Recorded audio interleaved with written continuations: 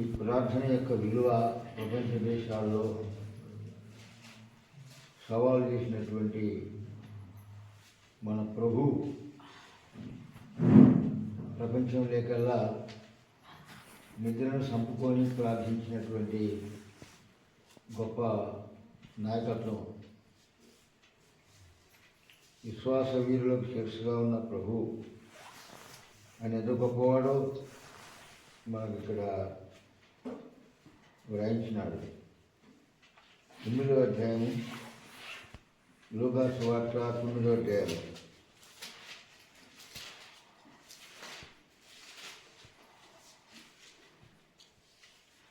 28 వచ్చిన చదువుతాము. ఈ మాటలు చెప్పినది మొదలుకొని రమారమి 8 దినములైన తర్వాత ఆయన పేతురును యోహానును యాకోబును వెంటబెట్టుకొని ప్రార్థన చేయుటకు ఒక కొండ ఎక్కాడు. తాము చూసిన వాటిలో ఒకటి, ఆ దినములలో ఎవరికి తెలియజేయక వారు ఊరకుండరి. మనం చదువుకున్న భాగము అందరికీ తెలిసినటువంటి లేఖనం. కొంతమందికి విశ్వాసం లేని వారికి తెలియని మర్మం. విశ్వాసాలకైతే తెలుసుకున్నారు, కానీ యేసు రక్తంలో కడగబడిన వారికి బాగుచేరగా తెలుసుకుంటున్నారు. కానీ ఆ రక్తంలో కడగబడని వారు, మారు మనసు లేనటువంటి పాపాత్ములు తెలుసుకోవడానికి ప్రార్థన యొక్క విలువ, ప్రార్థన సావాసంలో ఉన్న మహాశక్తి తెలుసుకోవడానికి ఇక్కడ ముందుగానే మన ప్రభు అయిన యేసు క్రీస్తు రూపాంతరం కొండ ఎక్కినప్పుడు ఆ కొండపైకి 3 సహోదరులను తీసుకొని వెళ్ళాడు. ఆయన పేతురును, యోహానును, యాకోబును వెంటబెట్టుకొని ప్రార్థన చేయుటకు ఒక కొండ ఎక్కెను. ప్రార్థన చేయుటకు కొండ ఎక్కడం అంటే ఎంత కొండ అయింది, ఎంత ఎత్తులో ఉన్న కొండని ఇక్కడ రాయలేదు, కానీ అంత ఎత్తు ప్రదేశానికి ప్రార్థనకి వెళ్ళాడు. ఆయన ప్రార్థించుతూ ఉండగా ఆయన ముఖరూపం మారెను. ఆయన వస్త్రములు తెల్లనివై దగదగ మెరిసెను.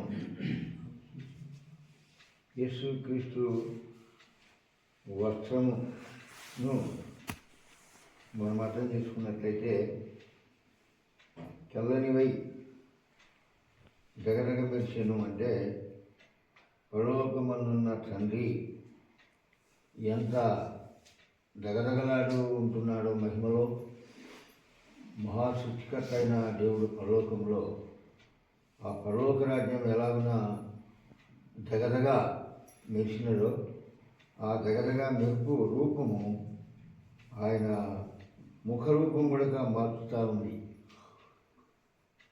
ఆయనలో దేవుడు ఉన్నట్టుగా కనపడతా ఉంది. తండ్రి, కుమార, పరిశుద్ధాత్మ. ఆయన వస్త్రములు చల్లనివై దగదగ మెరిసెను. మరియు 2 పురుషులు ఆయనతో మాట్లాడుతున్నది. ఎందుకు ఈ 3 దేవుడు చూపిస్తున్నాడు ఇక్కడ అంటే, మోషే మొదటిగా 40 దినాలు ఉపవాసం ఉన్నాడు. మోషే 40 దినాలు కొండపైన ఉపవాసం ఉన్నాడు. తర్వాత ఏలియా 40 దినాలు ఉపవాసం ఉన్నాడు. కనీసం మనం ఒక్క రోజు ఉండాలంటే చాలా ఇబ్బంది పడుతున్నాం కదా, మనం అంత బలవంతులను కాకపోతా ఉన్నాం. తర్వాత మోషే ఏలియా 2 ఉన్నారు, యేసు ప్రభు ఉన్నారు. కానీ 3 శిష్యులు కూడా పేతురు, యోహాను, యాకోబు వెంటబెట్టుకొని పోయినప్పుడు వాళ్ళు నిద్రలో ఉన్నట్టు కనపడతా ఉంది. 2 పురుషులు ఆయనతో మాట్లాడుతుండగా వారు మోషే, ఏలియా అనువారు వారు మహిమతో అగపడి ఆయన యెరూషలేములో నెరవేర్చబోవు నిర్గమమును గురించి మాట్లాడుతున్నది. నిర్గమము అనగా ఏంటిది? యెరూషలేములో యేసు ప్రభు దుర్మార్గుల చేత, దుష్టుల చేత ఆయన ఏ విధంగా తీర్పు తీర్చబోయేది, ఆయన ఏ విధంగా మరణానికి అప్పగించబోతున్నాడో ఆ నిర్గమం, ఆ రూపాంతరం చూపించాడు. గమనిస్తున్నాం. ఆ నిర్గమం యెరూషలేములో నెరవేర్చబో నిర్గమమును గురించి మాట్లాడుచుండిరి. అంటే యేసు ప్రభులో ఉన్నటువంటి గొప్ప అధికారము ఎంత గొప్పదో, ఎంతో ఎన్ననాడు వాళ్ళు పరలోకానికి వెళ్ళిపోయినటువంటి ఇద్దరు కూడా వారు కిందికి దిగి వచ్చినట్టుగా చూస్తూ ఉన్నారు. ఆ ప్రార్థనలో, ఆ కొండపైన ప్రార్థనలో వారిద్దరూ సమావేశమైనట్టుగా చూస్తూ ఉన్నారు. ఏలియా, మోషే. సీనియర్ ఎవరు? మొట్టమొదటిగా మోషే, తర్వాత ఏలియా. ఏలియా 40 దినాలు ఉపవాసం ఉన్నాడు దేవుని రాజ్యం కోసం. తర్వాత మోషే 40 దినాలు ఇశ్రాయేల్ కోసము ఉపవాసం ఉన్నారు. యేసు ప్రభు ప్రపంచ దేశాల కోసము ఉపవాసం ఉన్నాడు. మన ప్రభు అయిన యేసుక్రీస్తు ప్రపంచ దేశాల్లో అన్ని దేశాల కోసం ఉపవాసం ఉన్నాడు. మన కోసం కూడా యేసు ప్రభు ఉపవాసం ఉన్నాడు, మన రక్షణ కోసం, మనకు సంపూర్ణమైన శాంతి సమాధానం మనము కలిగి జీవించడానికి కోసం ఈయన కూడా 40 దినాలు ఉపవాసం ఉన్నాడు. కానీ మనకు లోకంలో ఉన్న ఆచారాలు చేయడానికి బాగా అలవాటు చేసుకుంటాం, కానీ లోక సమానంగా. కానీ మనము పండుగ మాదిరిగా చేయడానికి సంతోషం లేదు మన కాడ. మనం ఉపవాసం ఉండాలంటే నీళ్ళు చెల్లాటంగా ఉపవాసానికి రావాలి.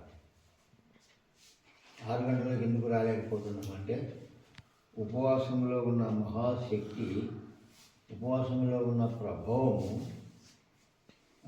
తెలియని వారంగా ఉంటా ఉన్నాం. ఆ విలువ, ప్రార్థనా గడియలు, ఉపవాసంలో ఉన్నటువంటి ప్రార్థనా గడియల యొక్క విలువ మనం అర్థం చేసుకోలేకపోతాం. కాబట్టి తెలుసుకోవడం మనకు మంచిది.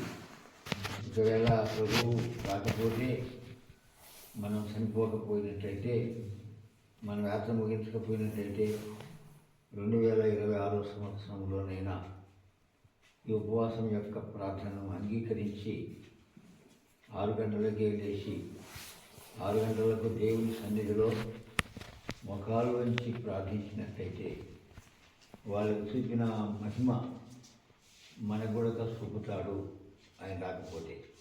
ఆ శక్తిని మనం పొందాలంటే మనలో ఉన్నటువంటి మాలిన్యము, మనలో ఉన్నటువంటి అవిధేయత పోవాలంటే ప్రార్థన కావాలి.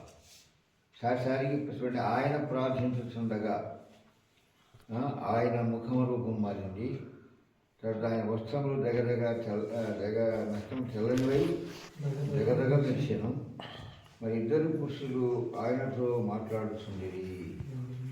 అసెంబ్లీ పెద్ద మీటింగ్, గొప్ప మీటింగ్. తర్వాత ఇక్కడ ఆయన యెరూషలేములో నెరవేర్చబోవు నిర్గమమును గురించి మాట్లాడుతుండేది. ఈ ముగ్గురు మాట్లాడుతున్నప్పుడు వీళ్ళు ఎవరున్నారు? వీళ్ళు పేతురును అతనితో కూడా ఉన్నవారును నిద్రమత్తుగా ఉండిరి. ఎలా ఉన్నారు? కానీ వీళ్ళకు యేసు ప్రభువుకు కనపడినట్టుగా వీళ్ళకి కనపడలేదు. రూపాంతరంలో యేసు ప్రభు నిద్ర పూర్తిగా లేకుండా ఉన్నాడు. ఆయన దగ్గర నిద్ర మత్తు కనపడలేదు. చూడండి, ప్రపంచ దేశాలను జయించినటువంటి ముగ్గురు, ఏలియా కానీ, మోషే కానీ, ఏలియా కానీ, ప్రభు కానీ, నిద్ర మత్తు అనేది ఆ శరీరంలో లేదు, ఆ నరములలో పుట్టలేదు, ఆ ఎముకలలో నిద్ర లేదు. అంత మహాశక్తి కలిగినటువంటి ప్రభు ఆయన పరలోకమాన తండ్రి ఆజ్ఞ ఇచ్చాడు. నా ప్రియమైన సేవకుడు, నా ప్రియమైనటువంటి ప్రియ కుమారుడు, నేను ఏర్పరచుకున్న నా కుమారుడు, ఈయన మాట వినుడని ఒక శబ్దము ఆ మేఘములో నుండి పుట్టెను. మనం ఎవరికి మాట్లాడుతున్నాం?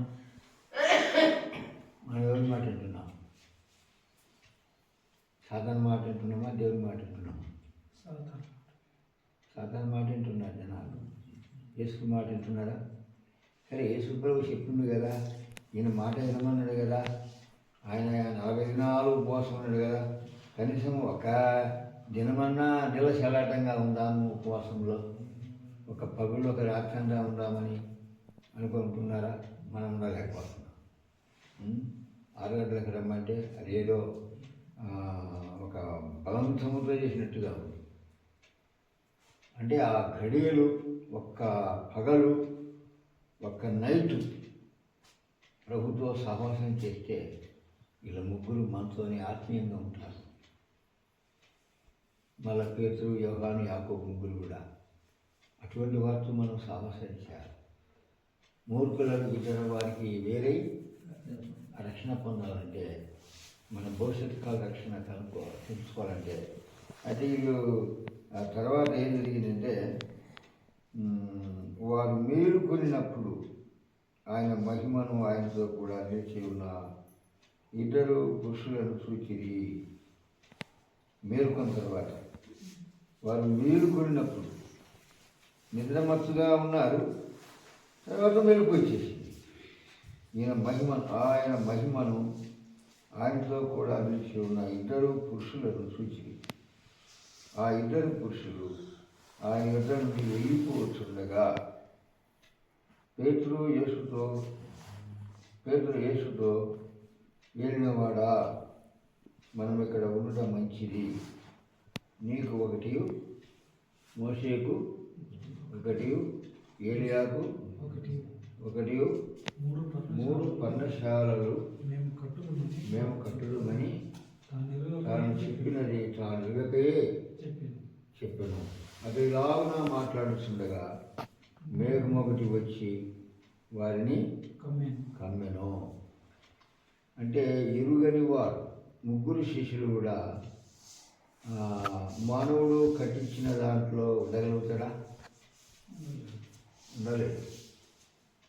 పర్ణశాలలు ఇక్కడ కట్టుకుంటారా వాళ్ళు?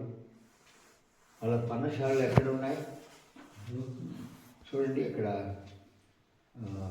కీర్తన గ్రంథంలో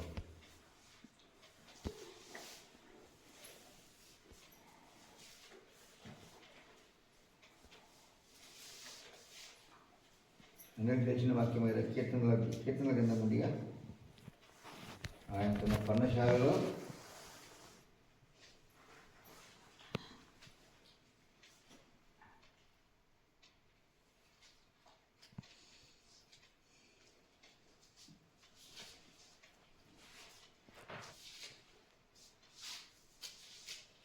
కీర్తన గ్రంథంలో రాయాలి.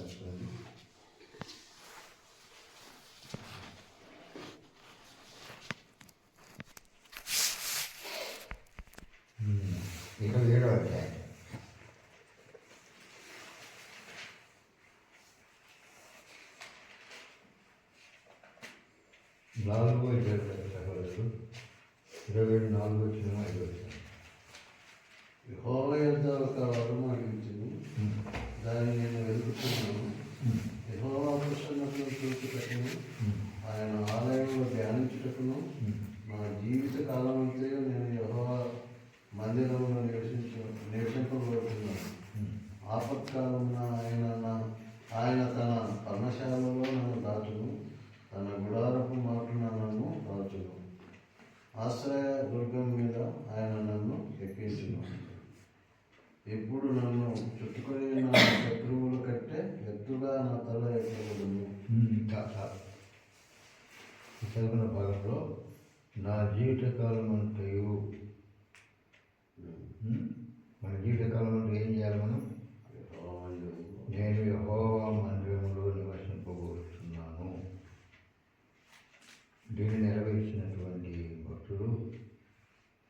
మోషే తర్వాత కోరహు కుమారులు దేవుని మందిరాన్ని ఎట్ట ప్రేమించినారు పాత నిబంధనలో ఎక్కడ నివసించినారు? ఊరిలో నివసించకుండా దేవుని మందిరంలో నివసించినట్టుగా చేస్తాం. లోకంలో ఊరిలో తర్వాత ఆపత్కాలమున మనం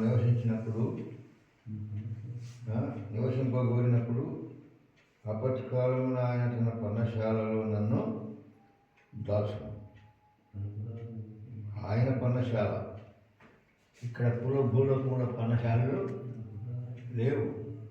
దేవుడు నియమించిన నిర్మాణం చేయబడిన పర్ణశాలలో అక్కడ కట్టబడిన నివాసములు అవి యోగ్యమైన నివాసములు లేక యోగ్యమైన పర్ణశాల. భూలోకంలో మనం కట్టిస్తామనుకోండి 10 కోట్లు పెట్టి ఒక పర్ణశాల, అది యోగ్యమైందా అయోగ్యమైందా? భూలోకంలో ఉండేటివి కూడా అయోగ్యమే. నువ్వు 10 కోట్లు కాదు, ఎంత ఎత్తులు కట్టుకున్నా అది దేవునికి నివాస యోగ్యమైంది కాదు కదా. మానవునికి కూడా ఒక నివాస యోగ్యం లేదు. ఇప్పుడు యోగ్యం కాదు కనుకనే వాళ్ళు మేఘం వచ్చి కమ్ముకొనిపోయింది. ఇక్కడ మానవుడు ఇక్కడ పునాదులు వేసుకుంటాడు. భూలోకంలో నివాసాలు మానవుడు కట్టుకున్నాయి కాబట్టి అవి ఆయనకు యోగ్యమైనవి కాదు. కానీ దేవుని రాజ్యంలో ఉన్నటువంటి నివాసములే యోగ్యమైనవి. అందుకని ఇక్కడ రాయమన్నది, ఆపత్కాలంలో ఆయన తన పర్ణశాలలో నన్ను దాచును, తన గుడారపు మాట నన్ను దాచును, ఆశ్రయదుర్గం మీద ఆయన నన్ను ఎక్కించును. ఇప్పుడు నన్ను చుట్టుకొని ఉన్న నా శత్రువుల కంటే ఎత్తుగా నా తల ఎత్తబడు. ఆయన గుడారంలో నేను ఉత్సాహధ్వని చేయొచ్చు బలులు అర్పించదను, నేను పాడేదను, యెహోవాను గురించి స్తుతిగానము చేసేదను. యెహోవా, నేను కంఠధ్వని ఎత్తి నేను ప్రార్థించినప్పుడు నా మనసు ఆలోచింపు, కరుణతో నాకు నా సన్నిధి ఎదుగుడని నీవు సెలవు. యెహోవాని సన్నిధి నేను వెతకగలను, నా హృదయం నీలో ఆయను. నీ ముఖమును నాకు దాచకము, కోపము చేత నీ సేవకుని కోరివేయము. నా సహాయుడవు నీవే, రక్షణకర్తవు నా దేవా. నన్ను దిగనాడకము, నన్ను విడవకము.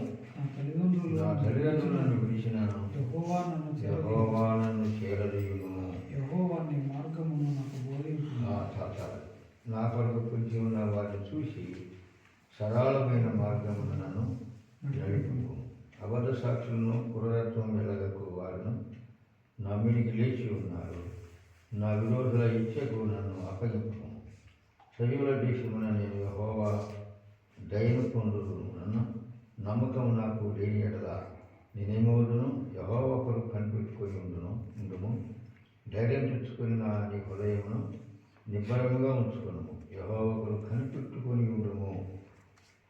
ఈ పర్ణశాలలో భూలోకంలో దేవుని మందిరంలో కనిపెట్టుకున్న వారికి గొప్ప న్యాయము చేస్తాడు.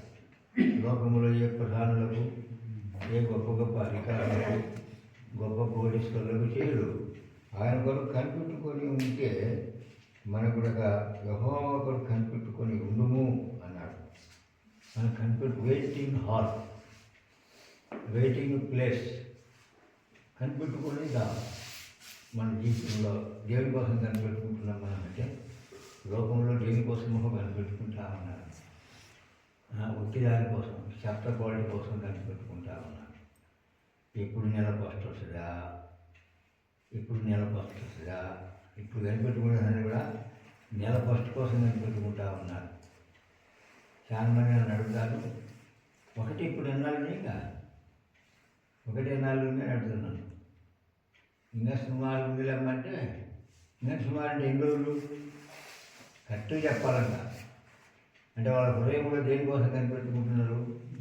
డబ్బు. ఆ నెల సరిపోవచ్చు ఫస్ట్ కోసం కనిపెట్టుకోకున్నాడు. ఇంకా యేసుప్రభు కోసం కనిపెట్టుకుంటూ లేవు.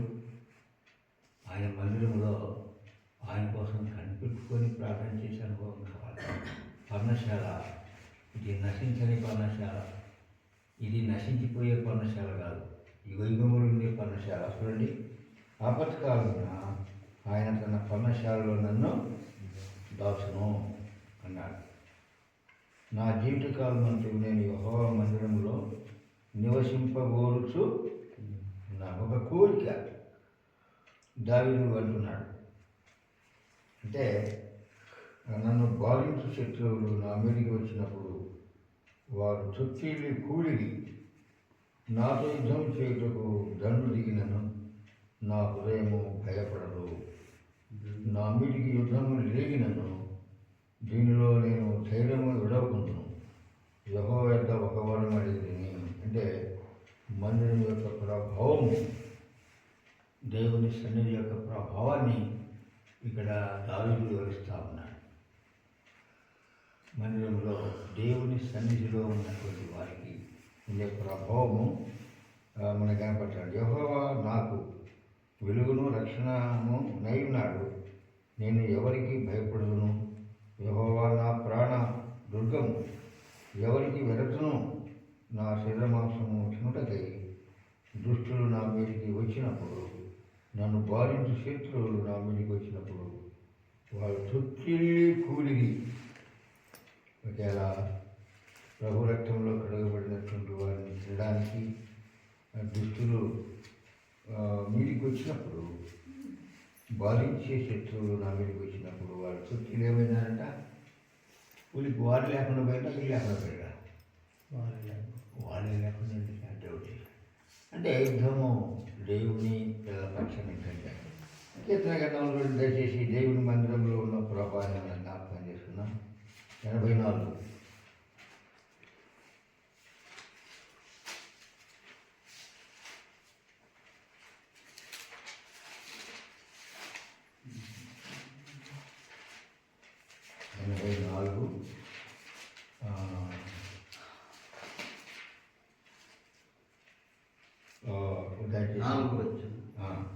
నీ మందిరమునందు నివసించువారు ధన్యులు. నీ మందిరమునందు నివసించువారు ధన్యులు. వారు నిత్యము నిన్ను స్తుతించువారు. వారు నిత్యము నిన్ను స్తుతించువారు. నీ వలన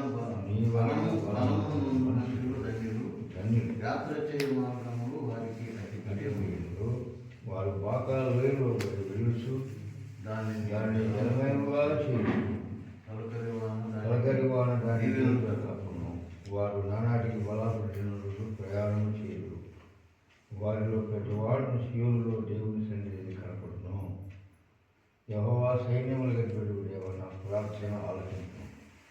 ఇక్కడ ఏవో రాసినారు, దాని రాసింది కాదు, ఇది పౌర కుమారుడు రాసినటువంటిది. వీళ్ళు కూడా దేవుని మందిరముతో సహవాసం చేసినట్టు కనపడతారు. ఈ టెంపరరీ లోకంలో వెయిటింగ్ హాల్లో ఉండి వారు మందిర ఆవరణంలో ధన్యులుగా ఎంచబడతారు. మనం చాలా ఈ పగటి కాలం అంతా రాత్రి అంతా ఉండడం కూడా మనం కూడా ధనవంతులమే, ధన్యులమే. యేసు ప్రభుతో సహవాసం చేయడం అనేది ఇప్పుడు చూస్తూ ఉన్నారు. అర్థంగా వెళ్ళలేకపోయినారు. కాబట్టి ఇక్కడ ఇల్లు చూసేటువంటి వెయిటింగ్ హాల్ అంటే కనిపెట్టేటువంటి గది.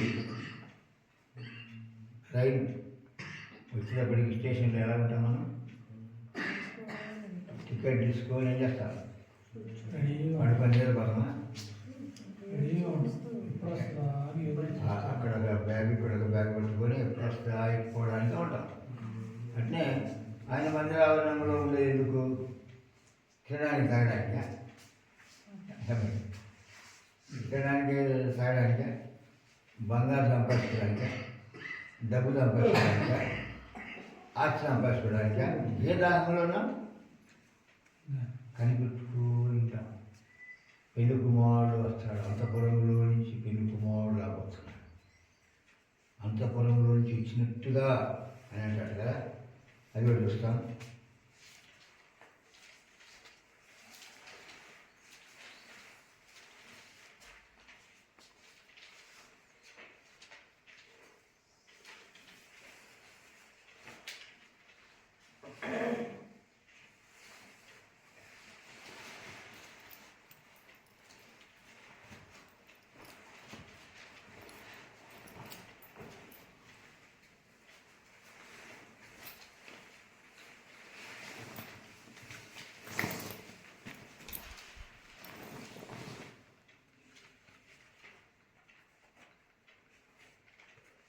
19 అధ్యాయం కీర్తన గ్రంథంలోనే 5వ అధ్యాయం.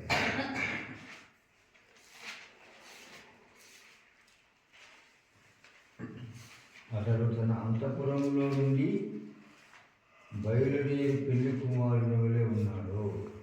సూర్యుడు పరిగెత్తినట్లు తన ఉల్లసిస్తున్నాడు. అతడు ఆకాశమున ఈ దిక్కు నుండి బయలుదేరి ఆ దిక్కు వరకు దాని చుట్టూ తిరిగి వచ్చుచున్నాడు. అతని వేడిమికి మరుగైనది ఏదీ లేదు. యెహోవా నియమించిన ధర్మశాస్త్రము యథార్థమైనది, అది ప్రాణమును తెప్పరిల్లజేయదు. యెహోవా శాసనము నమ్మదగినది, అది బుద్ధిహీనులకు జ్ఞానము పుట్టించును. యెహోవా ఉపదేశంలో నిర్దోషమైనవి, అవి హృదయమును సంతోషపరచును. యెహోవా ఏర్పరిచిన ధర్మము నిర్మలమైనది, అది కన్నులకు వెలుగిచ్చును. యెహోవా యందు భయము పవిత్రమైనది, అది నిత్యము నిలుచును. యెహోవా న్యాయ విధులు సత్యమైనవి, అవి కేవలము న్యాయమైనవి. అవి బంగారము కంటెను, విస్తారమైన మేలిమి బంగారు కంటెను కోరదగినవి. తేనె కంటెను, జుంటి తేనె దారుల కంటెను మధురమైనవి. వాటి వలన నీ సేవకుడు హెచ్చరిక నొందును. వాటిని గైకొనుట వలన గొప్ప లాభము కలుగును. తన పొరపాటులు కనుగొనగలవాడెవడు? నేను రహస్యముగా చేసిన తప్పులు క్షమించి నన్ను నిర్దోషిగా తీర్చుము. దురభిమాన పాపములో పడకూడదు, వాటిని నన్ను ఏలనీయకు. అధిక ద్రోహం చేయకుండా నిందారహితుడను. యెహోవా నా ఆశ్రయ దుర్గమా, నా విమోచకుడా, నా నోటి మాటలను నా హృదయ ధ్యానము నీ దృష్టికి అంగీకారముగాక. చాలా గొప్ప మర్మం ఇక్కడ దావీదు 19వ కీర్తనలో కూడా రాయబడతా ఉంది. రాసిండు అతడు తన అంతఃపురంలో నుండి బయలుదేరి పెళ్లి కుమారుని వలె ఉన్నాడు. కాబట్టి సోదరులారా, ఇవన్నీ ధ్యానం చేసుకోవడానికి సాధ్యం కాదు. హృదయంలో మనము వెయిటింగ్ హాల్, ఈ మందిరము అనేది దేవుడు సిద్ధపరిచింది కనుక వెయిటింగ్ చేయడానికి ఇది యోగ్యమైనది. ఈ లోకంలో ఎంత కట్టుకున్న యోగ్యమైన కానీ యోగ్యమైన నివాసములు పరలోకంలో ఉన్నాయి. ఆ కారణాన్ని బట్టే దానికి ప్రోత్సాహం చేయలేదు. దేవుడు ఈ భూలోకంలో పర్ణశాలలు కట్టడానికి వారికి అనుమతి ఇవ్వలేకుండా మేఘం వచ్చి కమ్మినప్పుడు కనపడకుండా అవి వెళ్ళిపోయారు. ఈయన మాట వినమన్నాడు. ఎవరి మాట వినమన్నాడు? ఈయన నా ప్రియ కుమారుడు, ఈయన మాట వినందని గొప్ప శబ్దం పరలోకం చేసింది. మనం యేసు ప్రభు మాటలు వినలేకపోతున్నాం దేవుని సన్నిధిలో.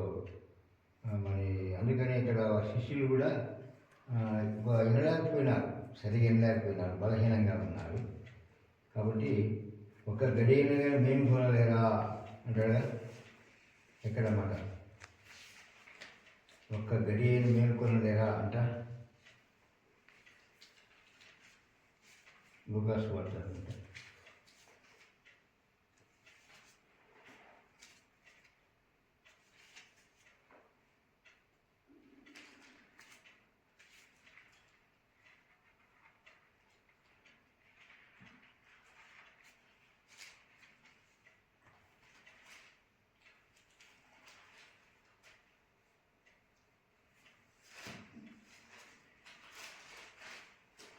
దయచేసి 22వ అధ్యాయం లూకాసు వార్త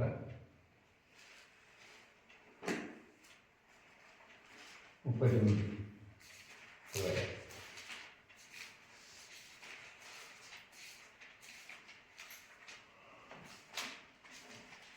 లూకాసు వార్త 2:39లో తరువాత ఆయన బయలుదేరి తన వాడుకు చొప్పున ఒలివ కొండకు వెళ్ళగా శిష్యులను ఆయన వెంట వెళ్ళిరి. ఆ చోటు చేరి ఆయన వారితో, మీరు శోధనలో ప్రవేశించుకున్నట్లు ప్రార్థన చేయడని చెప్పి వారి యుద్ధ నుండి రాతివేత దూరం వెళ్ళి మోకాలులోని తండ్రి, ఈ గిన్నె నా యుద్ధ నుండి తొలగించుటకు నీ చిత్తమైతే తొలగించు, అయినను నా ఇష్టం కాదు, నీ చిత్తమే సిద్ధించుగాక అని ప్రార్థించు. అప్పుడు పరలోకంలో నుండి ఒక దూత ఆయనకు కనపడి ఆయనను బలపరచు.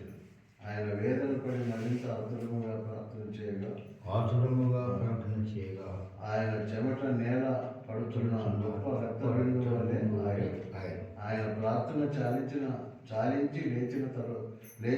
లేచి తన శిష్యుల యొద్దకు వచ్చి, వారు దుఃఖము చేత నిద్రించుచు మీరెందుకు నిద్రించుతున్నారు, శోధనలో ప్రవేశించుకున్నట్లు లేచి ప్రార్థన చేయడని వారితో చెప్పాడు.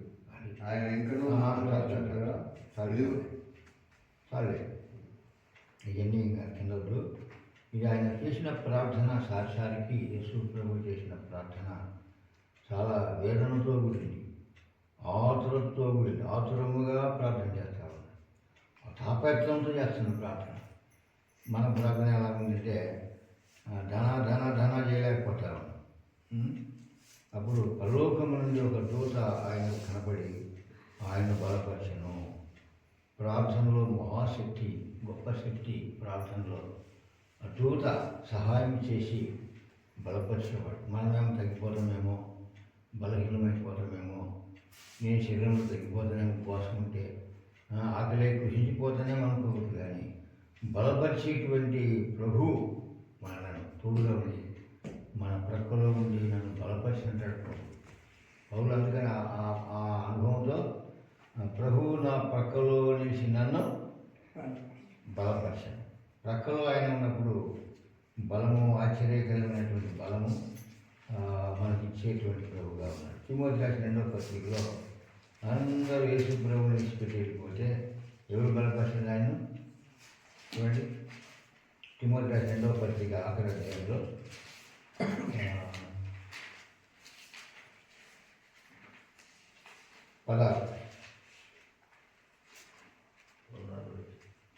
నేను మొదట సమాధానం చెప్పినప్పుడు ఎవరు నిలవలేదు, అందరూ నన్ను విడిచిపోయి, ఇది వారికి నేరముగా ఎంచబడుకుంటున్నాం. అంటే ఇక్కడ సార్ ప్రియ కుమారుడైన యేసు ప్రభు మాటలు ఇక్కడ కూడా లెక్క చేయలేదు. అయితే ఈయనైతే లెక్క చేశాడు.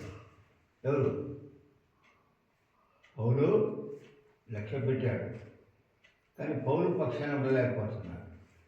పౌలు పక్షాన ఎందుకు ఉండలేకపోతున్నారంటే వీళ్ళు దేవుని యేసు ప్రభు మాటలను తృణీకరించినారు, లెక్కలేసను.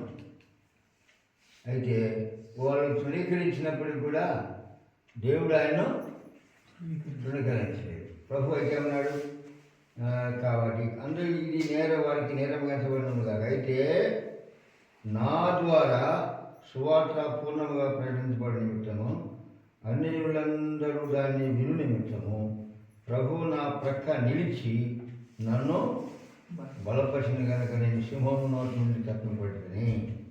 ఇక్కడ నిలిచి అంటే కింద అంటే నా పక్షమున ఉండి ప్రభువు తిమోతి పక్షాన నుండి బలపరిచినాడు. నా తిమోతితో ప్రభువుతో పాటు ఆయన బెటాలియమంతా కూడా ఆయన పక్షాన ఉన్నారు, పౌరు పక్షాన ఉన్నట్టు. మనం కూడా ఈ ప్రభువు ఆ బెటాలియం అంతా అదృశ్యమైనటువంటి బెటాలియం, ఆ పవర్ ప్రార్థనలో దేవుడు మనకు అనుగ్రహిస్తాడు. మనం ఇంకా ఈ పగలంతా కూడా ఉపవాసం ఉండి వచ్చే నైట్ అంతా ఉపవాసం ఉంటే గుండెలు వేసుకుంటారు చాలా మంది. ఇప్పుడు 24 గంటలకే తలనిపోతా ఉన్నారు. మళ్ళా రేపు పగలంతా 24 గంటలకు పెట్టామనుకోండి, ఇంకా ఒక్కరు కూడా ప్రార్థనకు రాదు. చిన్నగా సర్దుకొని వెళ్ళిపోతారు. మన కొద్దిగా 50 రూపాయలు సర్దుకుంటారు కదా. కాబట్టి సోదరుల ప్రార్థన అనేది మిగతా కాలంలో కూడా ఎవరు ముందు వెళ్ళిపోతారో ఎవరు వెనకపోతారో తెలియదు. కానీ ప్రార్థనా జీవితం అనేది దేవుని సన్నిధిలో ప్రభు మాట వింటే దేవుడు తక్కువ ఏం తక్కువ చేయదు. ఆయన మాట వినకపోతేనే అన్నీ తక్కువైపోతాయి. ఒకవేళ మనకు కావాల్సిన ఏదైనా ఈ లోకంలో కనిపించేటి దొరికినా అవి శుద్ధి తీర్చేటివి కాదు. అది పరలోక రాజ్యాన్ని చేర్చికి ఇవ్వాలి. కానీ మనం ప్రార్థన అనేది ఎక్కువగా కాలం గడపలేకపోతున్నాం. రోజుకు 3 గంటల నుండి 3 గంటలు కూడా చేయడం లేదు. ఇప్పుడు ప్రార్థన 4 గంటలు, 4 యవనస్తులు 4-5 గంటలన్నీ చేసుకోవచ్చు. యవన సహోదరులు ఇదొక మన ఆస్తి, మన బతుకు, పరలోకం బతుకు, ఎటర్నల్ లైఫ్కు బతకడానికి ఆధారము ప్రార్థనే. అలాంటి ప్రార్థన దేవుడు అంగీకరించి తన మహిమకు కొనిపోతాడు. కాబట్టి మేఘాల మీద తన ప్రజలు వచ్చి తీసుకుని వెళ్ళిపోతాడు, మానవుడు తీసుకుని వెళ్ళిపోతాడు. ఎప్పుడు వస్తాడో తెలియదు. కాబట్టి ఒకవేళ యేసుప్రభు ముందర వస్తాడో లేక మన మరణం ముందర వస్తాడో తెలియదు. కాబట్టి చిత్తపాటు కలిగి మెలుకోగలిగి ప్రార్థించే వారంగా ఉండాలని రవాణా పెట్టమని దేవుడు తన వర్తమానం కోసము ఈ ఉదయకాలంలో జీవిస్తున్నారు.